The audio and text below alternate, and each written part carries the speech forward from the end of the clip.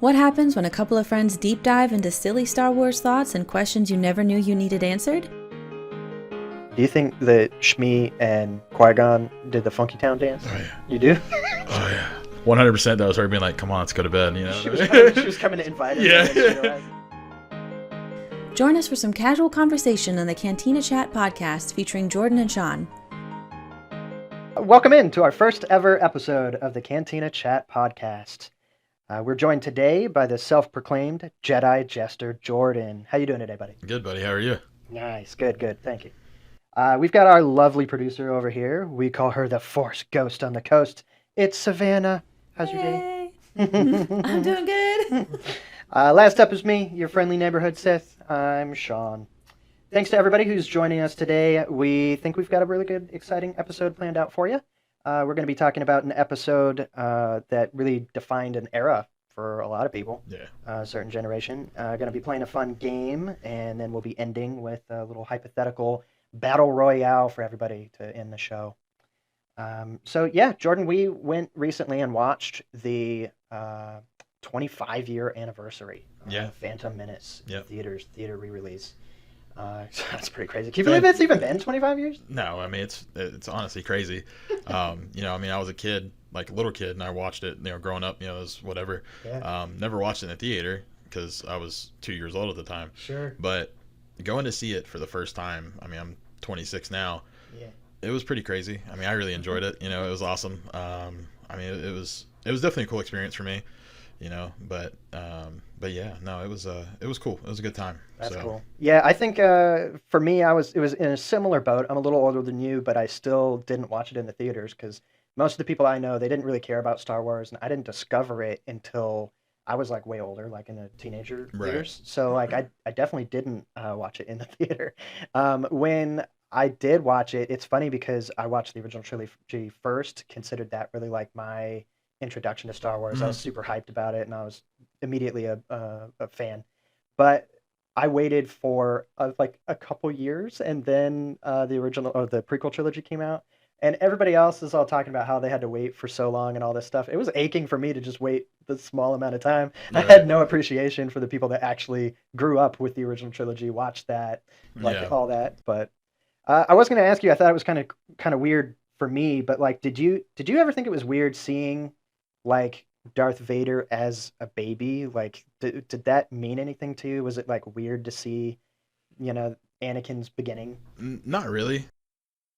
When like I said, being a kid, I'm sure like parents watched Star Wars, like, the originals when I was young. Right. And then, growing up, like, I remember watching, like, I kind of started, I guess, more or less bouncing around. So like for me, no, not really. I think it's cool. It's definitely something that we need to see, and everything like that, because, when you watch the original, you see Darth Vader, and he's Vader. Right. You only hear about him being Anakin, nothing like that. Well, then you see young Anakin from where he started being, just a small boy. He was like no harm, nothing like that. Right.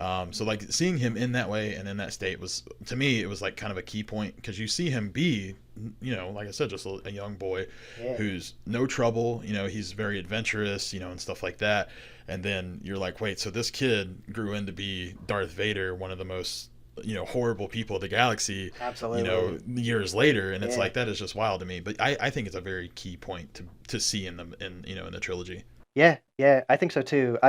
When I very first watched it, my opinion on it has changed quite a bit, and it's funny, like when I think about it retroactively, and now I'm looking at things, especially after we just watched it again in the theater, it's bringing up like a lot of those same feelings and memories and stuff. Mm-hmm.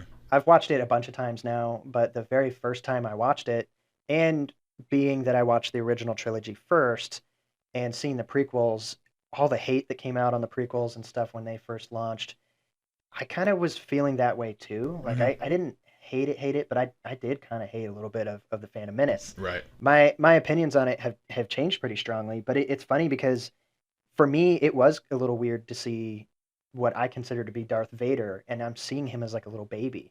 And when that had first come out, it like bothered me. Like I didn't like that. I thought that Jar Jar especially was just like the worst character ever. I hated the idea of the character. It made me angry.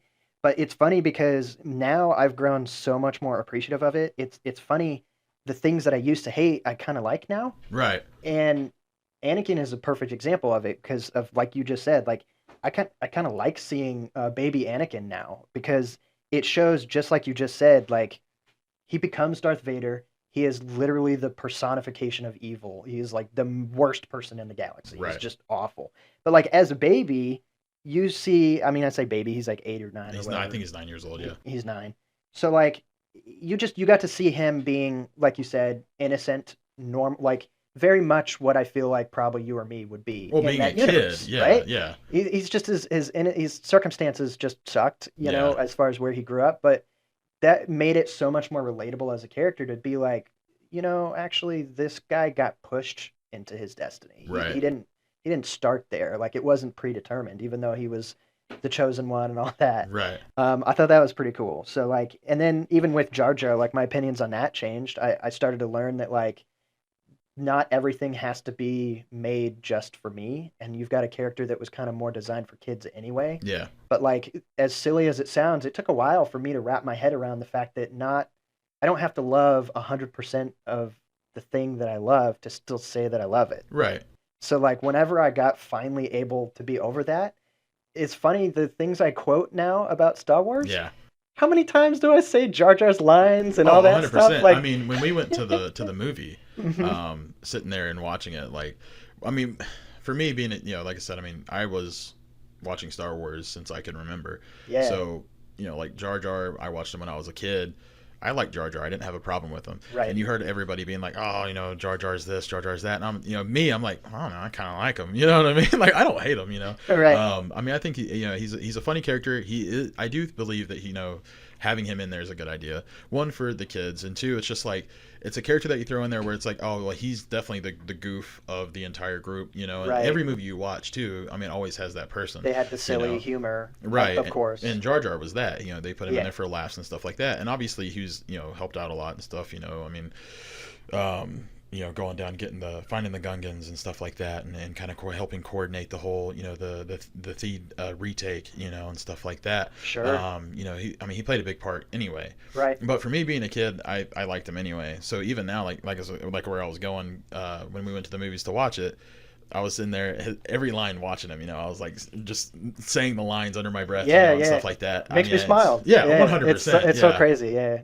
Yeah. I completely changed my opinion on it, and that's funny. I don't feel like I do that like too terribly often with other things, but I had like a hard time when I first watched it with just understanding that like it's okay to not like a small portion of something and still be a huge fan of it and say that you love it. For whatever reason, that was really hard for me to understand. Right. And now that I've got that, I feel like I can enjoy the entire, even the sequel trilogy, probably a bit more than I did at first. But I don't know. I was thinking too when we rewatched it. I mean, you've got the Boonta Eve, you've got the pod race. That's really cool. Seeing that on the big screen too was like, that was cool. You know, I mean, like when they were going through the canyon and stuff like that. It's so much better watching it at a movie theater than it is watching it at home. It was pretty cool. You know, I mean, because they have the speakers all around, you know, so you hear all the different, you know, behind you, left, right, stuff like that. It was just cool. I mean, you know, hearing Sebulba's pod in the theater, that was pretty cool. It is neat. It is neat. You've got those big old like jet engines, but they make them sound like muscle cars, like a Cam 357. Oh, yeah, dude. You got that V8. Yeah, dude, that was pretty cool. I did like that a lot. Do you ever wonder, like, so pod racing is all over the galaxy, and we know, at least in canon, it's in Malstar. Like, that's the only other place we know of in canon. All the games and stuff like that they've had, it's been in a bunch of different places, but the same racers got to go to the different circuits and stuff, right? Well, yeah, 100%. Theoretically. Obviously, Anakin didn't. He was a slave. Well, if you look at the people, like, all the different pod racers, I mean, they do travel. I mean, if I'm not mistaken, during the Boonta Eve, you heard them speak of Malastare and stuff like that. And so they would have to travel. So my question is, like, if you compared it to NASCAR in real world, right? The same cars go to the different thing. They're in big old semi trucks going from thing to thing, and the NASCAR's inside. Right. So what's the space equivalent to that? Is it just like the big space junk freighter that Han Solo's in? And there's just pod racers inside? Right. More than likely. I mean, it's got to be. It'd be like I can't remember, the scrapper that was getting R2D2 to take to Grievous in the Clone Wars, the animated. Oh yeah. It'd be like his, you know what I mean? That's how I picture it. Them loading it up into there and then going out. I like to think that like the good teams, like Sebulba, like the teams that made more money, that won more, they have like their own like private ones that are like they're just like it's some like redneck guy who's just driving the little driving down the space lanes. Yeah, for sure. Passing Star Destroyers. Right. He's got a pod racer in the back. That's pretty cool. Yeah, no, that's 100%. That's how I see it. I also thought it was kind of weird too, because like if you think about it, you've got all these races where I know that that's the Outer Rim, and Anakin wasn't discovered because it's the Outer Rim. The Jedi don't have a presence there, and all that. Right. And if he was found when he was younger, they would have found him, they would have tested him, and they would have grabbed him when he was younger. They've said that. But none of the other racers ever came to Tatooine where he's raced before and been like, wait, this is literally the only person of their species that knows how to do it, and they don't live in the Outer Rim. They never told anybody. They weren't like, wait a minute, what's with that kid? Well, so I mean, wait there on that backwater planet. The only like the way that that it would make sense is if he's the only human that can do it, then that would say like other humans have died, or severely messed up and whatever. Maybe other people tried. Right, and so maybe the other species, the alien species, whatever. They're kind of looking at Anakin like, he's just lucky. You know what I mean? I mean, he couldn't race that many times. He's young, but like so he he didn't have 50 races in his pocket. True. He might have had 1-2 races, whatever, and then been them like, oh yeah, that was just luck. He won't be good on the next one. I mean, and Sebulba talks so much crap to him too. He probably thinks he's cheating. Sebulba's the good guy, and he's like he's the only human. Right. He must be cheating. Right. But that's the only way I could see it is if there has been other humans, then they've wrecked whatever, and Anakin's so young he hasn't done hardly any races, right? And so it's like, he was lucky on that one. Maybe word would have got out. Well, he told him about how Watto let Anakin use Watto's pod, and Sebulba, he said Sebulba flashed me with his vents. Yeah. So it's like, okay, so he messed up, got whatever. Mm-hmm. So yeah, that's what I'm thinking is that the other racers were like, I don't think he's really all that. Nobody showed. Yeah, because he wasn't winning or anything. He hadn't even finished a race. Right. That's right. Yeah. So obviously he wasn't famous enough for the drivers from Miles-Tear to be like, wait a minute, there's this kid. Exactly. Jedi Council, you guys should call this kid. I mean, of course, after he won Boonta Eve, then everybody's like, hey, there's somebody. But at that time, it didn't matter. He was already gone. But there has to be like, for at least the core world, like a 1-800 call the Jedi Council, like, there's this kid in my school, man, and he's throwing stuff across the room with his mind. Can you guys come get him? I watched him sharpen his pencil. He didn't even get up. It was crazy. They must. Yeah. I know you said that like he was in other stuff before, but Watto, we heard that Watto even attained Shmi and Anakin from a gamble. He won a gamble. Yes. Before we saw the episodes of Phantom Menace, where he won from Gardula the Hutt. Yes. And it made me start thinking, but like, who was Gardula the Hutt? Because she was in some of the animated stuff in Clone Wars. She was still on Nalhutta. I'm pretty sure, yeah. She was the one that was like kind of rude to Quinlan. Quinlan was rude remember Quinlan and Obi-Wan went to go see. They were finding Cad Bane or whatever. It was that whole Zero thing, and Cad Bane was stealing people, doing different things. Right. And then Cad Bane fights Quinlan and Obi-Wan, but she is the one that's in that council that says to Quinlan that like, I would kill you if Obi-Wan wasn't here, because he was like rude to her or whatever. Right. But anyway, I looked it up because I wasn't exactly sure what the deal was with her selling Shmi and all that stuff, because obviously that meant she wasn't always on Nalhutta. At some point, she went to Tatooine and had her own slaves. And she is that's the one who's standing next to Jabba at the Bounty. Yeah, back in the back. I didn't even know that was Gardula the whole time. I thought that was some other random Hutt. So I was like, what the? That's pretty Gardula? Cool. Yeah, that's pretty cool. So she's sitting there watching Anakin win, knowing that used to be hers, and she lost him to Watto. Right. So, I mean, the only Hutts that we ever really see is Jabba, of course, Zero in the Clone Wars, and then... There was, like, that council that was on Nalhutta that we saw in the Clone Wars. Right, but the only ones that we were truly introduced to was just Jabba, Zero. It was her, and then there was, I want to say there was, like, 4 on that, like, council. But I want to say there was a couple of them that were like they appeared in like hologram form, kind of like the Jedi do, like on a phone call. Yeah. They were all on Discord, and they were just like, "Hey, what's going on? Hey man, hey, criminal empire? What are you guys doing?" Oh my god. Yeah. All right. Do you think that Shmi and Qui-Gon did the Funky Town dance? Oh yeah. You do? Oh yeah. I mean, just looking at When we saw the movie and I saw the way she looked at him, like, I was like, wait a minute. Well, this it was feels like after- more going on for some reason. When I was a kid and I watched this, I didn't think that. well, of course not. You know what I mean? It's like, wait, is there chemistry between these two? Wait a Right. minute. Yeah, no, it's when Qui-Gon took the sample, the blood sample, to send Yeah. to Obi-Wan, and he was on the comm with Obi-Wan, you know, Yeah, talking yeah, about yeah. it, and Shmi walked to the door, and like it just turns to her, and she's like, you know, she like walks away. 100% that was her being like, "Come on, let's go to bed." You know, She what was, I mean? she was coming to invite him. Yeah, and then she realized- yeah, Do you think if Qui-Gon wasn't Liam Neeson, if Qui-Gon didn't look as hot as he is, right, of course. do you think she would have even let them in their house? If it was any other Jedi, I don't think so. You know what I mean? I mean, if it was Yoda walking up there, just like, oh, you know, I really don't think she She's would- like, oh, you guys can manage the storm just fine. You don't need to. Right. The sand blows over top of you. It's fine. Yeah, they definitely. It kind of implied it to me a little bit, and I was like, wait a minute. The way that, I mean, just the short interactions. If you watch it and you think about it, you're like, you know what? They might have bumped at least once or twice. You know, what a good trip. You know, I mean, I'll tell you you're what. stranded on a sandy planet with nothing to do. I He mean, knows what else are Anakin you gonna needs a do? father figure. What better way than to be He's stepdaddy? like, there was no father, and Qui-Gon's like, oh yeah, that's what I'm talking about. It was like the first question he asked, too. That's He doesn't true. even know Anakin's special yet, and he's like, who's that daddy? Right. Oh, I mean, for Anakin, no reason. Just curious if you, are you seeing somebody? That's where Obi-Wan got it from with Satine. You know what I mean? Oh, like it. Yeah. Yeah. Qui-Gon's like, no, it's fine. Trust me. Yeah. Oh my god. Yeah. That's amazing. I love it, dude.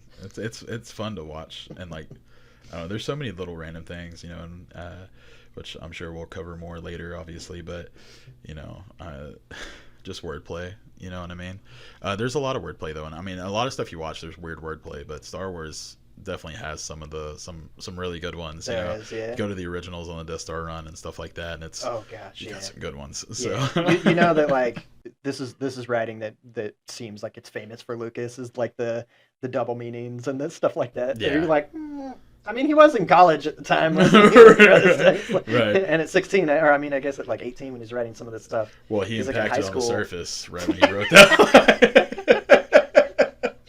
There's the whole thing about the entire Death Star run, the trench run, Yeah. and like every call out they have. Right. It's That's so what I'm saying. crazy. It's funny to listen You're to. like, wait a minute. minute. I do like too that like in the Boonta Eve, you get to see like some crazy stuff that made me laugh pretty hard.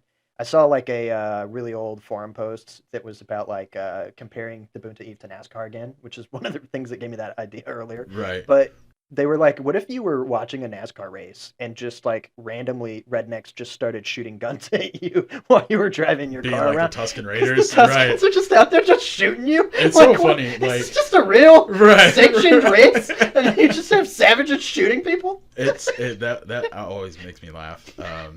They're like, oh, Tusken Raiders camping out on the, you know, the whatever they said on the dune or whatever. Yeah. And it's like it's just funny because it's like they prep this race to get everybody there, and they're like, don't even check to see if there's Tuskens out there. It's part of the fun.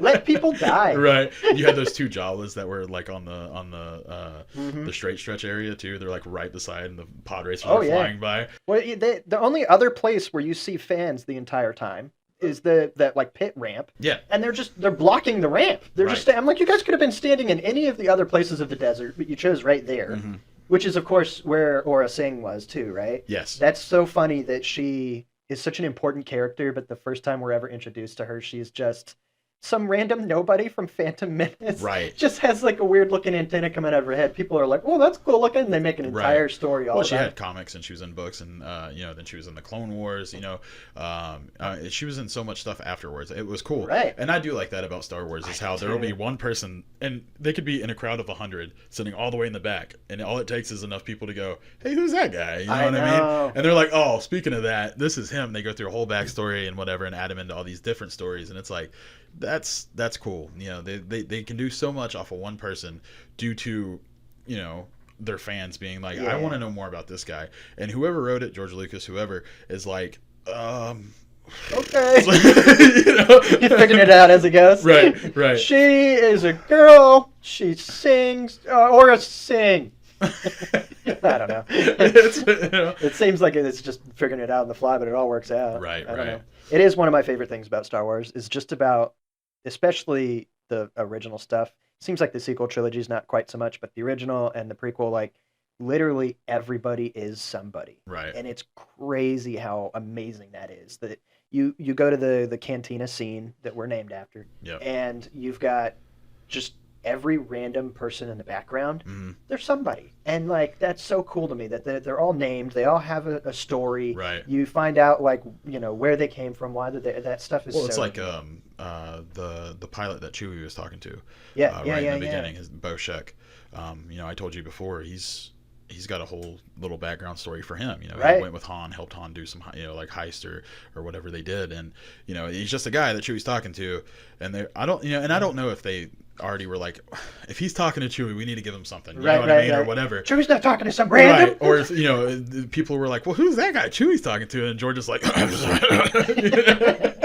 real quick typing something out, but I thought that was cool, because I mean, you kind of wonder the same thing, like especially now that we learn about all these different characters that have backstories. We watch the movies over and over again. I mean, so many times you start, you notice more and more and more and more people, and you're like, okay, let me see, who was the guy standing behind the bar 6 feet away, and a whole story. And it's like, okay, well that's cool, and even that's, droids, you get that on the droids too. Well, there's so many droids that are just background, like the torture droid in Jabba's palace was the same thing. I mean, there's like a whole little thing about him and his droid category and stuff like that, and it's like that's cool. I like that. Every little nook and cranny, there's information somewhere for it. And I'm like, that's awesome. There's not that many fandoms out there that share that same level of stuff. I do think that opens the door a lot of times to weird things, especially the more content you get. Right. I mean, one of the weird ones, if we're talking about the Cantina again, that comes to my mind right away, is so hard for me to believe. I like the Easter egg or cameo, whatever you call it, of whatever that guy's name was that gets his arm chopped off. Panda Bobo. What's his name? Panda Express. It's Panda Express. That's his name. I like it. The honey walnut chicken. Honey walnut chicken. That's exactly him. Yeah. You're talking about him. He was with the doctor guy or whatever. They're both on the. They're at the where Rogue One. Yeah. Oh, they were in Jeddah. Yeah, running they're through in Jeddah city, moments before the Death Star test, and Jeddah gets obliterated. Yes, but if you paid attention, there's only like 5 minutes. They were definitely they had to have been leaving that moment. They must have been like one of the last people off the planet. Right. Like it's so highly convenient that they got out. But I'm like, whatever, I guess. Well, if I'm not mistaken, when they passed by, they were. I have to watch it again, but if I'm not. I want to say they were in more of a hurry too, both of them, as they were leaving, as they were passing by. They might not have been. They might have just been walking normal or just whatever, trying to quickly get around. They just like bumped into him or whatever. But like there were Imperials everywhere. Yeah. They were wanted. He was wanted. What was it? 9 systems. 17 systems. Yeah, right. Something, I don't know. And so it's like it makes you wonder if he's wanted in Jeddah. Yeah. Not anymore. Well, there was Imperial presence everywhere. And that's not the place to be at the time. Nobody's wanted in Jeddah Star Destroyer over top you the whole time. It's not very safe. But yeah, no, nobody's wanted in Jeddah anymore. R.I.P. Jeddah. Yeah, I don't know. One of my favorite things about the Phantom Menace, going back to that, when Padme and Qui-Gon, Obi-Wan, and the gang, when they left Naboo, when they left Theed, they flew out of the hangar. Right. There was no tank, there was no sentry, there was no nothing. Right. They had the droid guards that were inside. Right. That had captured the pilots, but you're saying when the blockade's there, and they were escaping, and they left out, there was nothing there. Fast forward to the retake of Theed Naboo, as the pilots, they all get into the ships and they're all taken off to go attack the like the capital ship or whatever. Right. They were coming through, and guess what was there? There was a tank on the side of the thing, on the side of the hangar. Learned. You're right. They were like, oh, you know what? We lost to one. You know what I mean? I don't want to get yelled at by Darth Sidious again. Right. I should probably have a thing here. Right. So I thought that was funny. I really enjoyed that. I always think it's weird that like when they are leaving, it's the hardest thing to get that one ship to leave because there's a blockade open, and they've got however many Trade Federation big ships there surrounding the entire planet, making it so that they couldn't nobody could come in or out. And then when they decide later to come back, granted there's still an invasion army there, and granted they've already taken control of the place, Right. but why did they only leave one ship in space? Well, it is funny because when they left Naboo the first time, there was 3 of the blockade ships. There were so many from the Separatists, and so they're getting bombarded in Queen Amidala's ship. Right. They come back to fight, and they're like, "Oh, there's one ship on the scanner," and it's like, "Well, where'd the other ones go?" You know what I mean? Like, were they not that worried? But then again, the Separatists could have been like, "Oh crap," the Senate and everybody, they're all getting ready to do this thing. They might come and investigate, and if they do, we need to X-nay I guess some of our guys. Be like, "There's no blockade. We only have one ship. We can't do nothing." Right. Just this one ship. Meanwhile, all the other ones are like on a different planet right next door. They're like, we're just waiting, hiding behind the bushes. Right. Until they come into the system, they're like, wait a second, there's a lot of droids down here. So. Yeah, but that was just either that or for me.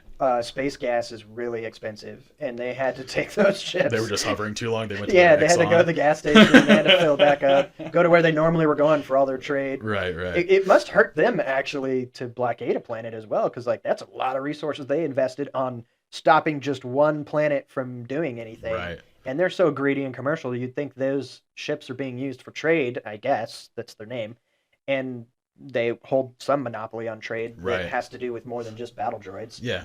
I have no idea what it is. I have no idea what their economy was, but they were selling stuff and buying stuff and doing something in trade. Right. It was crazy to me that they must have had to use those things in other systems, and they brought them all to Naboo so that they could, blockade one planet to make a statement because they didn't agree with these trade embargoes and whatever. Yeah. I'm like, well, that's pretty wild. Oh, I agree. Yeah. It was good. The Darth Maul, the fight between Qui-Gon, Obi-Wan, Darth Maul. Duel of the Fates. Oh my god. Best duel. It is beautiful. Seeing that in theaters was pretty crazy too to me. A lot different than watching it on a TV screen at home. Agreed. When the door opened, and you see Darth Maul walk out, and it was like, oh my god. Yeah. That was very cool. I think it's one of my most impactful moments across all of the entire series and we've talked about this before, but one of the crazy things to me is I know that the Duel of the Fates is meant to be like the decider of a few different things, but obviously it decides Anakin's fate. Yep.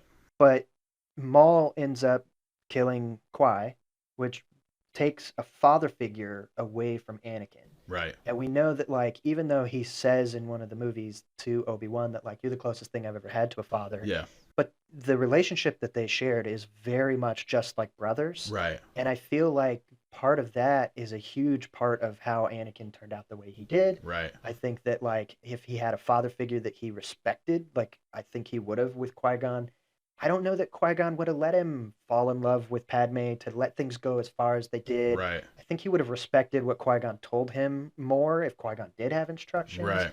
But it's also hard to know because there were things that Qui-Gon didn't necessarily agree that the Council would do. He was very much a different Jedi. Yeah, so I'm like, it would have been so wild to see how different that could have been. It would have changed because you think about it, you have Qui-Gon being his mentor, his father, his master, whatever, and you would add him who Anakin would have been following, and then Obi-Wan who would have still been around, whether they've seen each other much or not. Because if you ever pay attention, a lot of the Jedis when they split from their master, they typically don't see a lot. Right. When Dooku and Qui-Gon separated, when Qui-Gon got out of being a Padawan, right.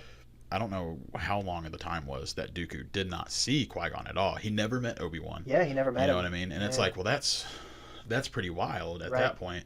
So, everything could be different. Everything, it would have turned out completely different in my opinion. I think so too. I think especially emotionally, I think Anakin just really needed somebody to help calm his emotions. Right. And not let some of that stuff get so excessive. I think Qui-Gon would have been the guy. So that one deciding battle of the fates, that is so important for everything. But one quick thing before we move on. Sure. And I say this all the time.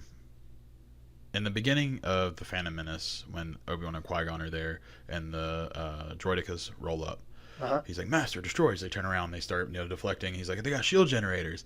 And then Qui-Gon's like, nah, we ain't got time for that. And they bolt, right? Yeah. Force dash. Force speed. Down the hallway. Absolutely. Cannon, force speed. It's in there.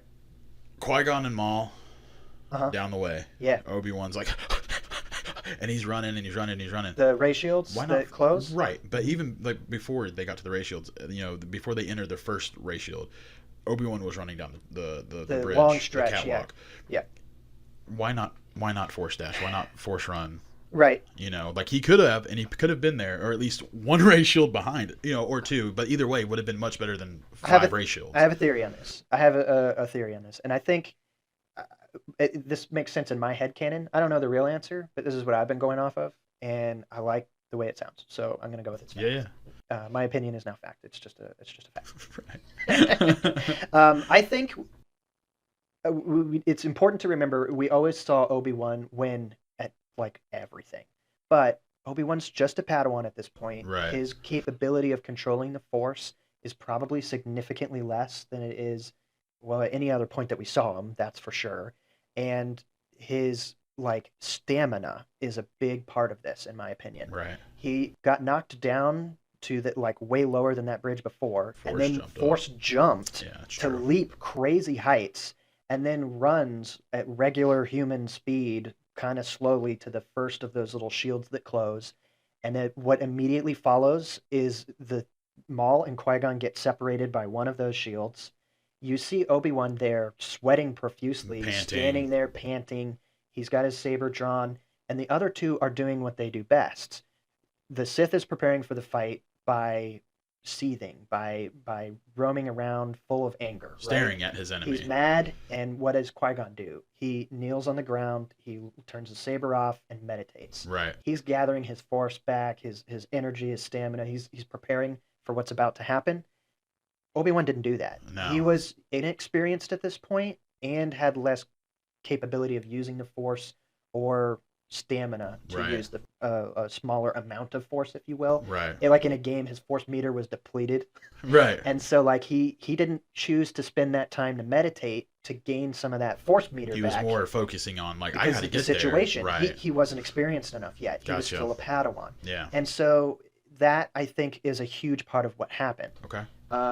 It makes sense to me, and you don't really see him use much of the Force from then until when he leaps right over Maul. That supposedly happens much quicker than we kind of see it on screen. Right. But in my headcanon, I feel like that kind of makes sense. Yeah. That he's just inexperienced, and had he been better at using the Force way back then when he was that young, maybe he would have chosen to speed up to get there quickly for his partner. Who knows? Gotcha. Also, Qui-Gon misplayed it. Well, yeah, that's true. He took him too far away, and he could have done that a little bit different, maybe. Instead of engaging Maul down the track. But then again, also you have Maul who's leading him. He might have been trying to break off from being led him. from somebody who is trying to kill you. Yeah. You don't want to back off too much because either way, unfortunately Qui-Gon, was killed by Maul. Either way, he could have been killed faster on the catwalk if he would have backed up. Then again, he could have backed up and Maul would have been like, oh, wait, no, I want you to come here, and then he would have went back up to Qui-Gon. Absolutely. And that's a big possibility too. But that I do like your thinking. I do like that. That is pretty. We'll never know. It makes sense. It runs good, but that is true. We'll never know. We'll never know the real answer. All right, well, let's take a short break, and we'll jump into one of our great games next. And we'll see how that goes. Ba-da-ba. And welcome back. We are going to start our first game of our podcast. It is definitely not a ripoff of Jeopardy. Don't worry about that. What's Jeopardy? This is Empire Strikes Facts. And our lovely producer, our first ghost on the coast, Savannah, is now going to take the reins and help us through a game that we don't know any of the facts on. So what do we got going on? About it. Welcome, guys. I suspect you probably do actually know a lot of the facts. I'm hoping. Let's hope so. I hope so. So yes, we're going to do similar to Jeopardy, except I'm not going to subtract any points if you guys get any answers wrong. Yes. Oh, thank goodness. So you just worry about, focusing on trying to get an answer. Okay. We're going to roll a chance cube to see who goes first. If you get the Jeopardy question correct, you'll pick the next category and credit amount, and we'll go that way. There are no double jeopardy, but we do have a special final jeopardy at the end to Wow. look forward to. Okay. Wonderful. All right. Well, I just so happen to have a chance cube here in my pocket. You want to be red or blue, buddy? Dude, I'm gonna take red. You're gonna take You red. know what I mean? So red, you go first. Yeah. Blue, I go first. Yes, sir. It's red. I did the thing. You did do I the did thing. the thing. I saw it. How about that? I do that every time I go to like one of the grocery stores. Right. Oh, me too. How do you not? Who It's kind of doesn't? hard not to. Or an if elevator? something's like, I don't know. I do it to anything. There's a bird. It's still flying. And frankly, crazy. it's embarrassing. What do you mean? Come on. Oh, That's why we don't go to Target anymore.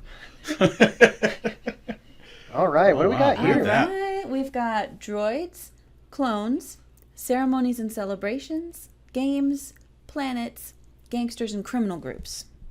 So I have this really hard thing, I'm and really everybody glad. who knows me knows. Well, let's calm down.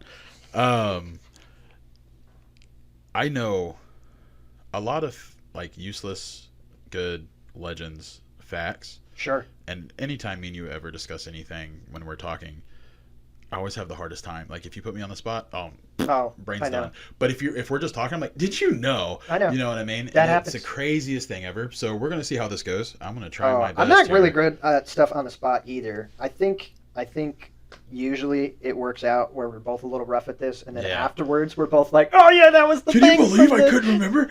You know what I mean? That's always how it goes, man. All right, cool. Well, you're up first. What category are you gonna go with, buddy? So I want to do clones for. We'll start with a small 200. You're gonna sweep the clone category. Oh no. All right. So the clone formerly designated CT-1409 and known as the hero of an Axis. Well, good luck, buddy. Yeah, you know what? All of a sudden, This is the easiest one. This is 200. this is crazy. An axis. You know, when I 14. made this game, I thought you guys Axis. would know Oh, that these would be so easy. is this a Legends? Is this not No, canon? this is a clone you know very well. Oh, you know what? What's an Axis? Isn't that the first episode of the Clone Wars with Yoda, where he takes those guys? It's one of them. right? That's Isn't not that an axis. I don't Is it think. Raxus or something, right? No, that's the planet where they met the Trandoshans. No. Right? Is that what you're talking about? No, I'm talking about whether I don't want to say any names in case I tell you the answer. Of course. Or, Oh, no, I'm thinking of- anyone With- can with buzz Yoda in and for the Saj answer. Yeah, they If met you think Trandoshans you know over it. there. That's how it works. That's how Jeopardy works, yeah. Then why did I let him go first with the chance cube? Wait, what was the question? Well, just because he could pick the Sean. category. Okay, Sean. Who do you think this clone is? And remember to answer Jeopardy style. You have to ask a question. Okay. Also, for the record, we're just saying our names to buzz in because we don't have buzzers yet. Forgot about that. My answer is this is heavy. No. Dee, dee, dee. Jordan, would you like to buzz in? Shit. It was supposed to be who is. Okay, we know this clone really well. We saw him really recently. Echo? Yes. It's Echo. Dang it. All right. Good job. It's We got 1409, really? I yeah. didn't think so. An axis. An axis. Isn't that the first place we see them with where? Are you talking about the moon base? Yeah. I don't know if that's an axis or not. Look, according to Wikipedia, that is Echo's description. Okay. You get to pick your next category yeah. because you won there, buddy. All right, we're gonna go to. Dear, this first one hurt me. Well, let's do droids for 400. Oh, A droid who began his service on Naboo, he is known for being smart, brave, and ingenious, and has been involved in many pivotal moments in galactic history. Jordan. I forgot Jordan. how to buzz in. R2D2. Yes, Dang it. good How job, about sir. that? I was like, Where's the buzzer? How do I buzz in? Oh, yeah. Oh, you're sweeping me, buddy. Hey, buddy, listen. You ready, Sean? Get on your. I'm ready. Game. Well, he's gonna pick a he's thing. got to pick the category. Yeah. So let's do another droids for 600, please. Okay. An astromech droid who operated approximately 30 years after the Battle of Endor. His equipment was stored within 6 swappable circular tool bay discs that could be replaced or upgraded with minimal programming. Jordan. Mm-hmm. BB-8. Yes. Yeah. The Uh-oh. the droid is a pretty easy category. I'm so angry right now. I can't even explain how you know what's angry funny I am. was I thought clones Why is were he gonna an be my strong astromech suit. droid? He doesn't belong inside of a Again, spaceship. that is He what goes in the Wikipedia X-Wing. said. He was in an X-wing, but He flew with Poe. I know. Or, yeah, it was Poe Poe. Dameron. He was Poe's original. Yeah. So I hate that. I call him a circle mech. He's- all right.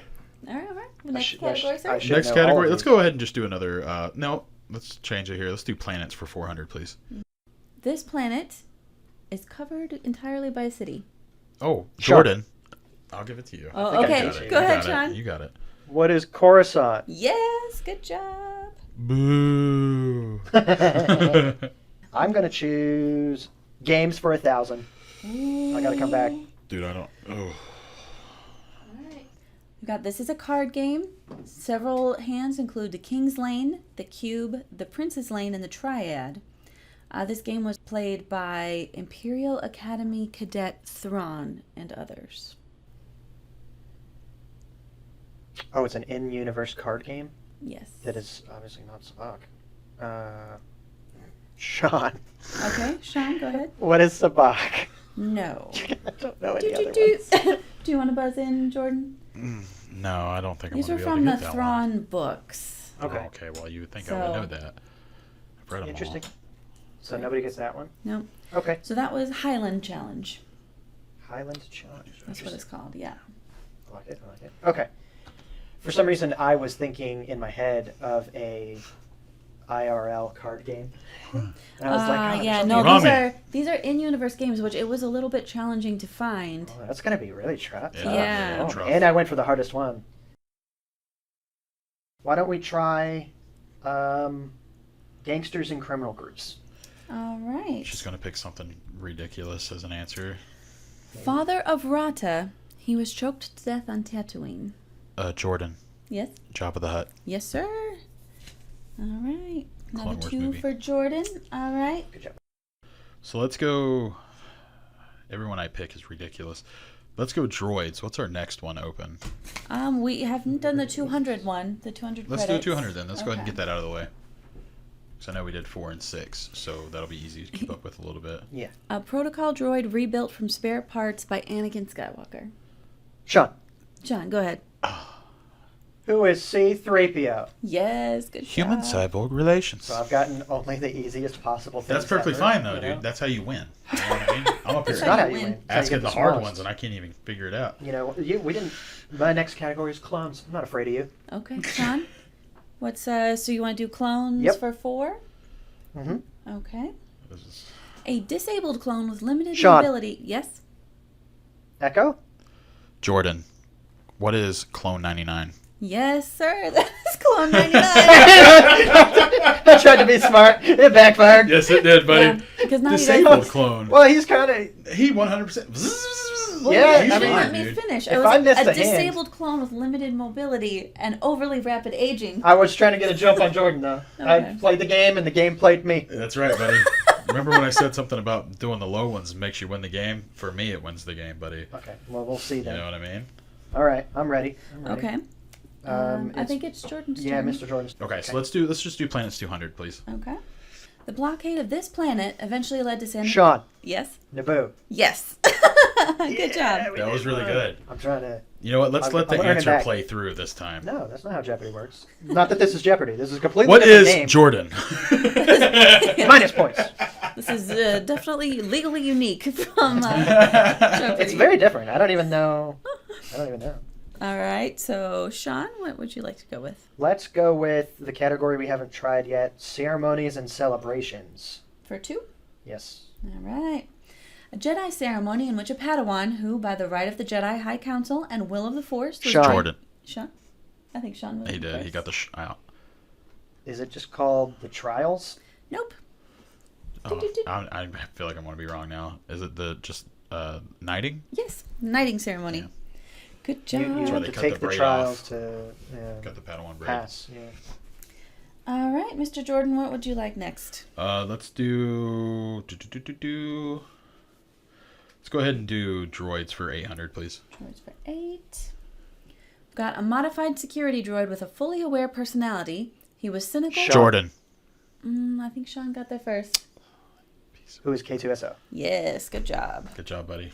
You're not catching up, but you're doing better. Look at you. You're doing That was great. the rudest You're thing doing- anyone's ever said to me in my You're not whole life. doing great, but you're all right. You're pretty bad, but you're not as bad. You're improving. You're still rough.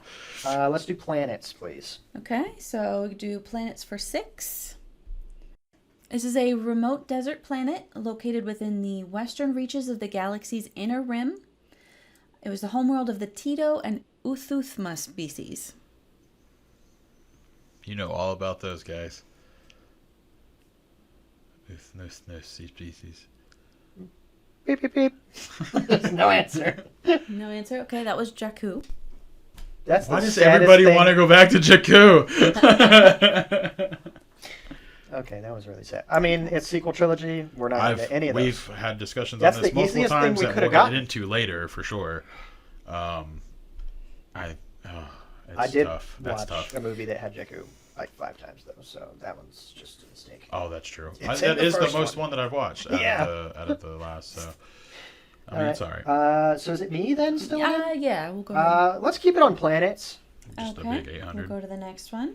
So this is a planet located in the Outer Rim territories, home of a fearsome warrior, clan-based people, and the indigenous Alamite species.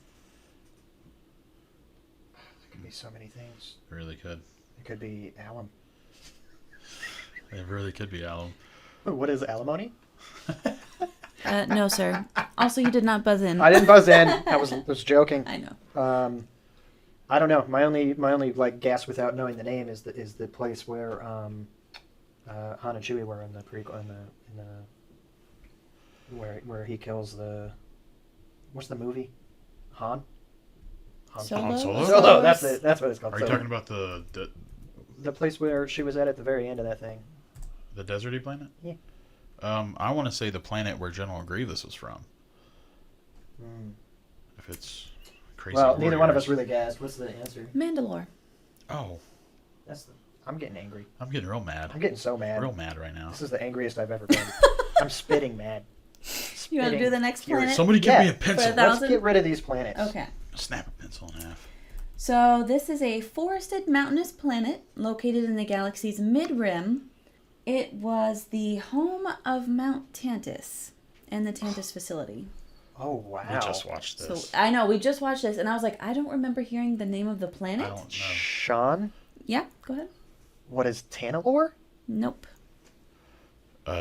Jordan, Yes. what is Tantus? Nope. Damn it. It's called Wayland.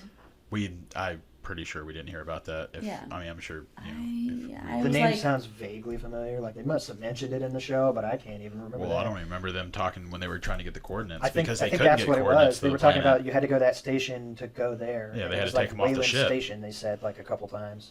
Maybe. I think don't that really know. sounds familiar. I'd have to rewatch it. I only watched it.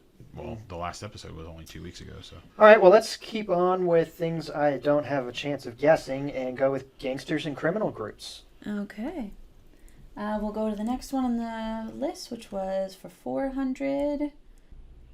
These were spice traffickers within the spice cartel that operated in the criminal underground from their homeworld of Obadiah.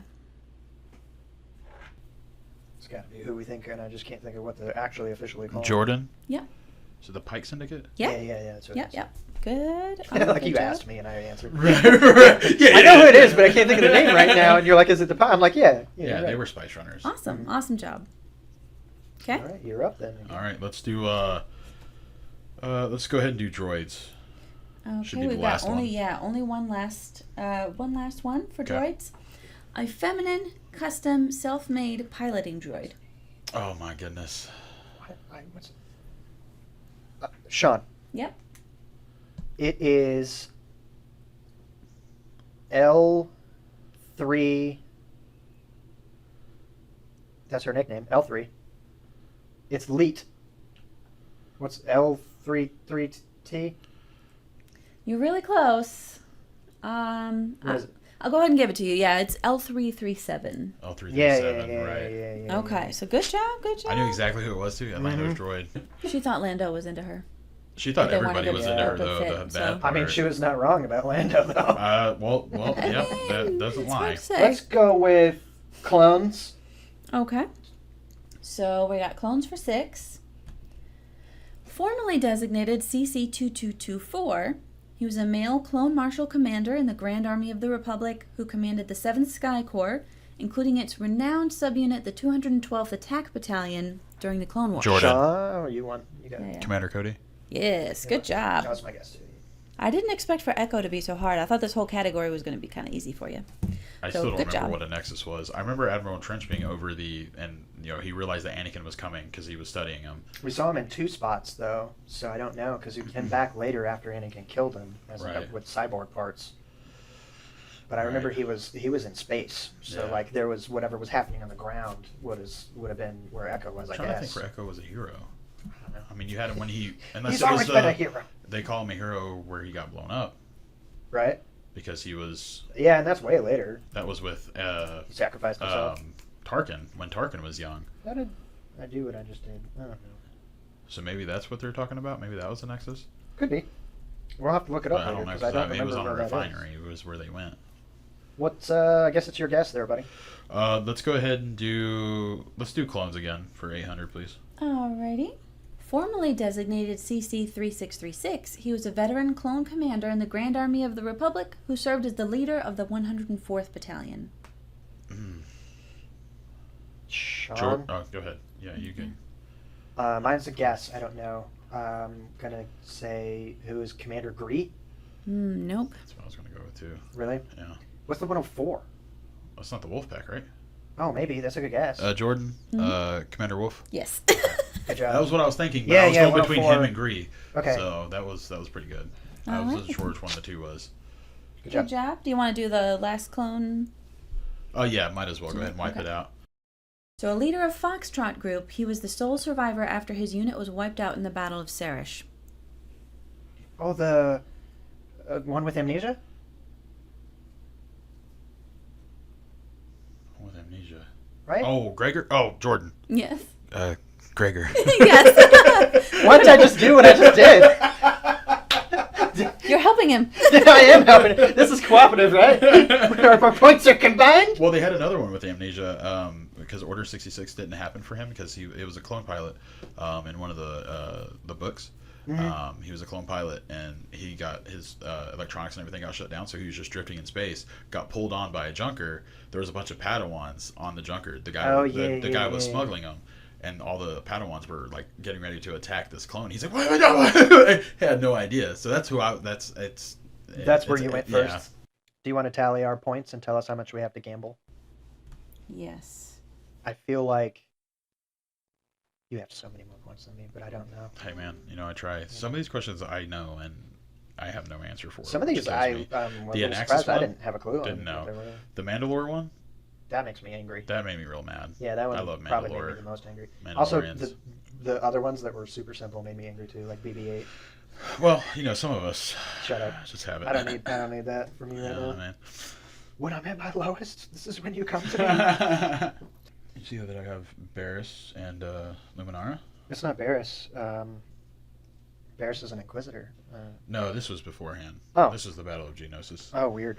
Yep. Did you notice how she aged like 45 years in that little time gap there in the show? And You talking about in the Tales of the Empire? And Yeah. then the her Sith Inquisitor teacher Did not. aged like a Well, day. it could have been the race too. I mean, I don't know anything about her. I'm like, race, how to be much time honest. actually passed? We don't know. Yeah. Because she looked so much older. I looked like 20 years from where she was at. Well, It looked maybe like a more, lot. like 30 I would have years. guessed she looked like 45 or 50. Yeah, yeah. Like, I don't know. She's It's hard to very know. gray-haired, or starting to gray hair. She had wrinkles She was and- wrinkles, yeah. She looked older than we've ever seen Luminara.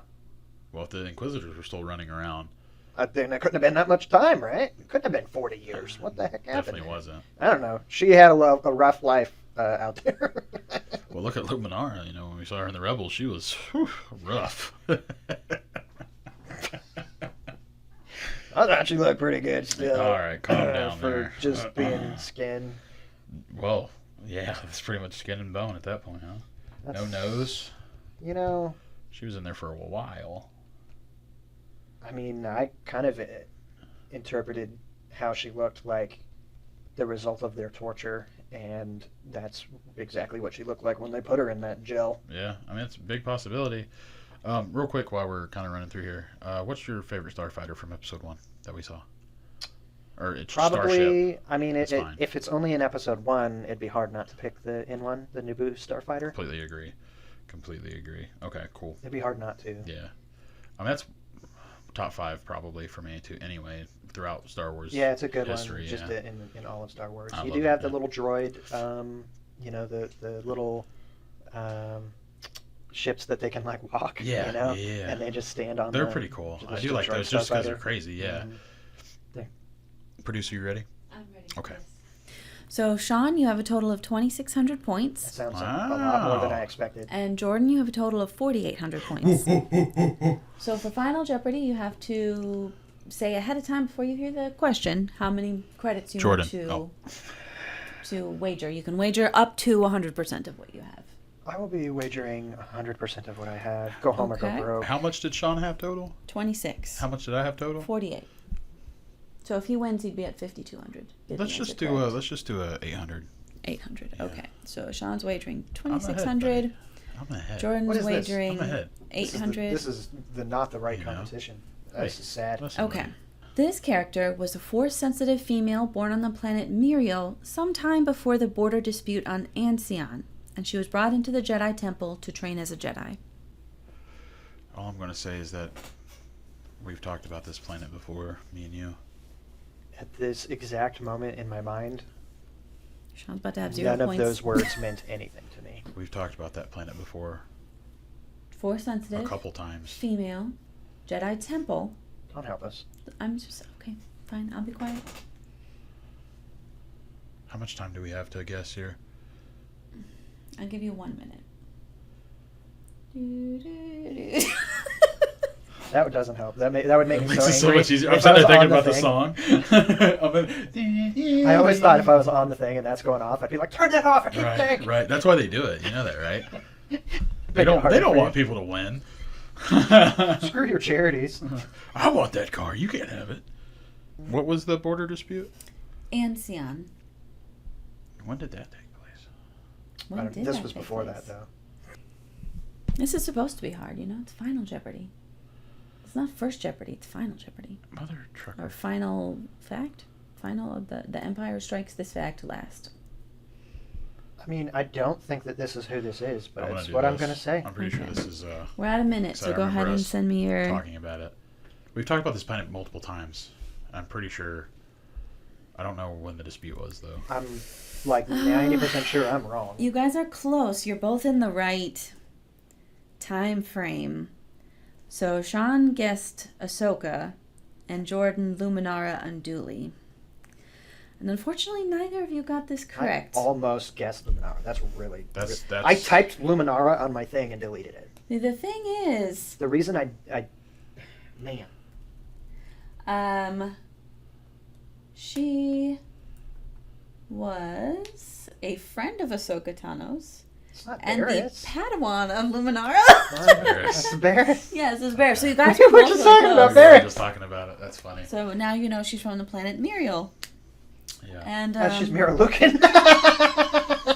What does it say that? No, but we. That's. Oh, that's Luminara. That's why I know that was because me and you talked about her the whole time. That was me and you had so many discussions about where she was from, Yeah, and you always knew the planet, yeah. and I could never remember. But then she said it, and I was like, "Oh, God, you talked literally probably 3 weeks ago, a month ago. We were talking about this again." Well, sir, congratulations Hey, buddy. on our very first. I appreciate that. You know, We'll see how long this streak goes. right. If this new thing is you win every game, I'm gonna have to change the format. You're out of here, buddy. All right, thanks so much to Savvy for helping us with that. Yeah, and thank we you. will move on to You're the welcome. next part of our show. Yep. All right, welcome back. We are now going to go into the last portion of our show today. This is going to be called the Geonosian Arena. This is a draft where we each are going to be competing against each other with hypothetical teams.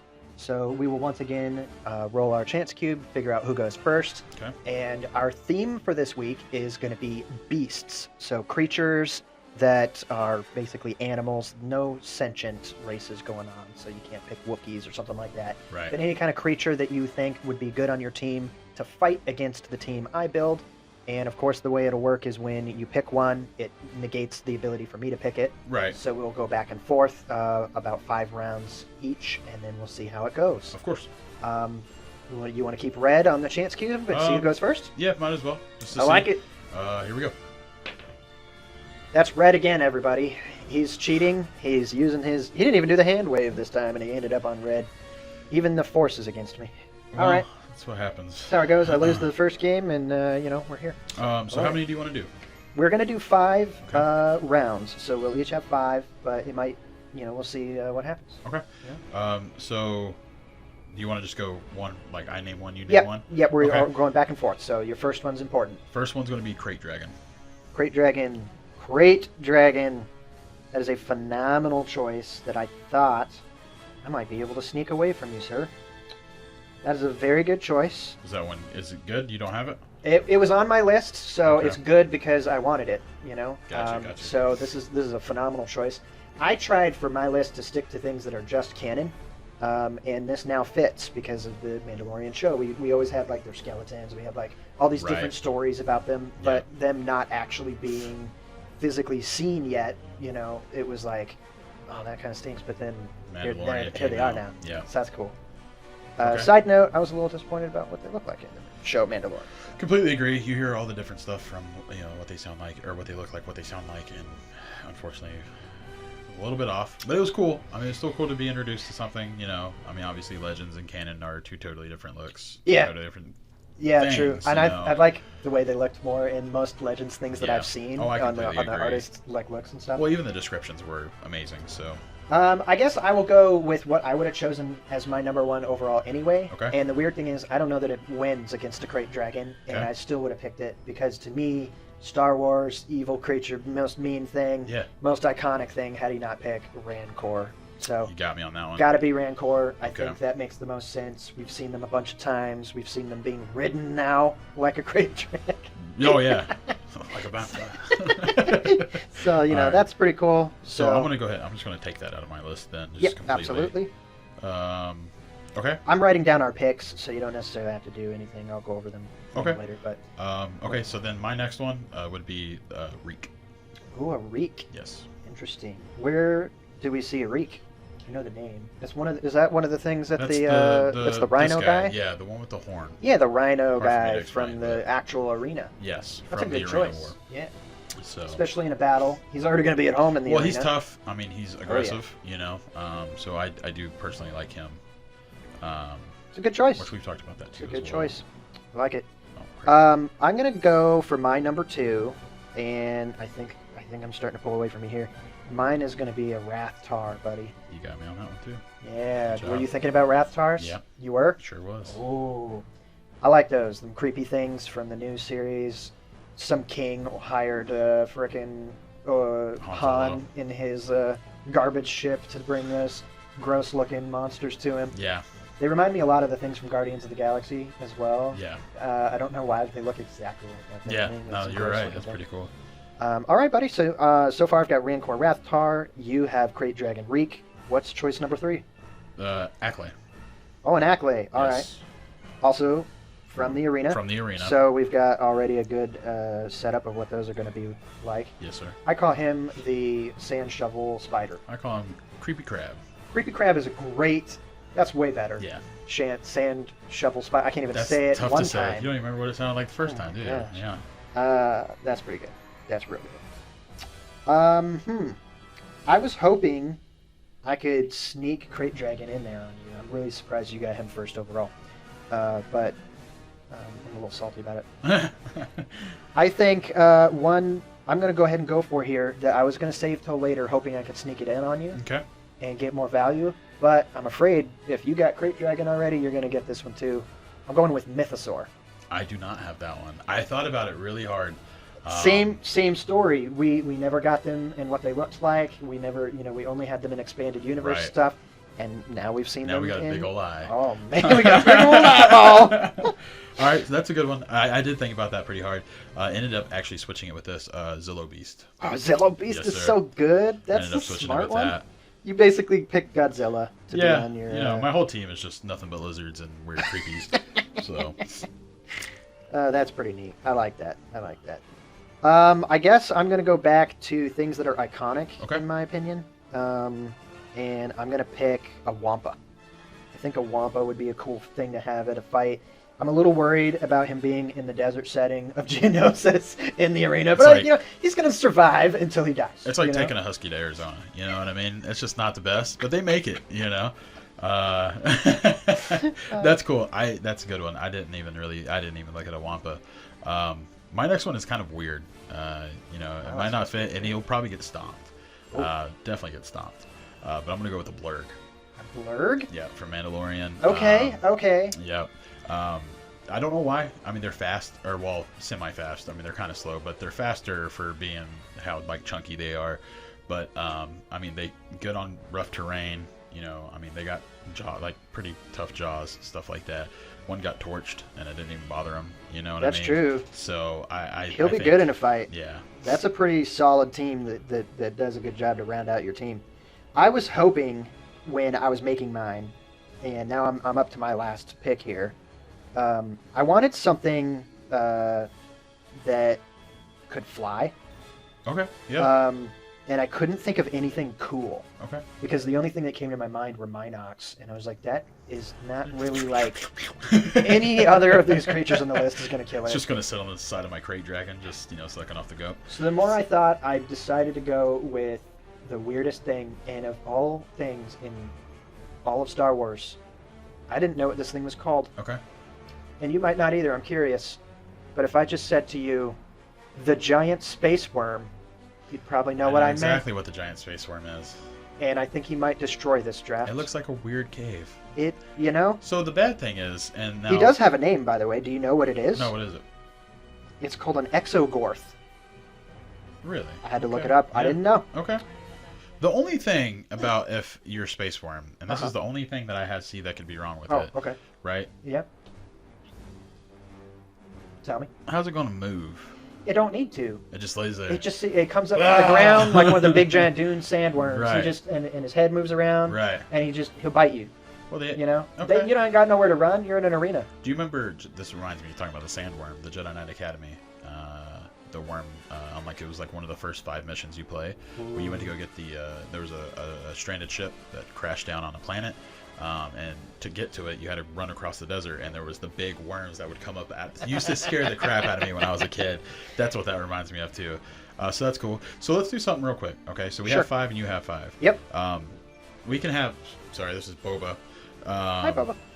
Kitty cat. You can have 1 back pocket. Ooh. Okay. Somebody on reserve. Somebody on reserve. My worm is sick and he can't make it to the draft. You never know when he can show up. You know what I mean? He pulled his Hemi. Okay, all right. What's your next one then? I'm gonna go with the Gundark. Dang. You know what my next choice was?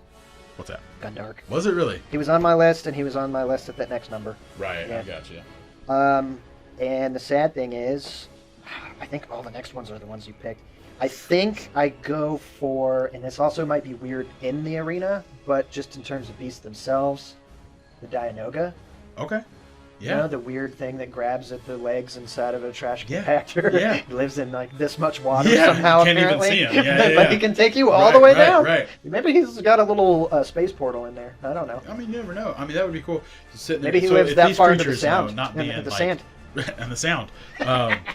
Take these creatures. I mean, the arena could be anywhere. It doesn't have to be the Geonosis arena. But if you do a swamp area, that guy wins. He would kill it. Yeah. You know what I mean? I mean, honestly, True. You would just be watching monsters get jerked down. The only one it wouldn't be able to take care of would be a crate. You know what I mean? They're so massive, you can't really pull it down. Or a Zillo Beast. Yeah, unless it was, you had crazy. multiple. You know what I mean? But all the other ones on my team would definitely get drowned up on that one. So that's a really good choice still. It's pretty cool. You would eliminate 3 of my choices. So just to recover the picks, Mr. Jordan's got a Crate Dragon, a Reek, an Acklay, a Zillo Beast, the Blurg, and a Gundark. And I have got a Rancor, a Rathtar, a Mythosaur, a Wampa, the big old space worm. Yes, sir. For now on known as an Exogorth. Exogorth, that's crazy. And okay. Finalizing it out with the Dianoga. So we're going to put this poll up probably on Facebook, and if you guys could take a vote, see who you think would win, and put your vote on there, and we'll take a look at it, and we'll go from there. Perfect. All right. Well, thank you guys very much for listening. That has been the very first episode of Cantina Chat. Yeah, thanks for stopping by, everybody. We really appreciate it, and let us know what you think. Definitely stop by and just say hi. Come check us out. Sounds perfect. Thanks for listening, and as always, may the laughs be with you.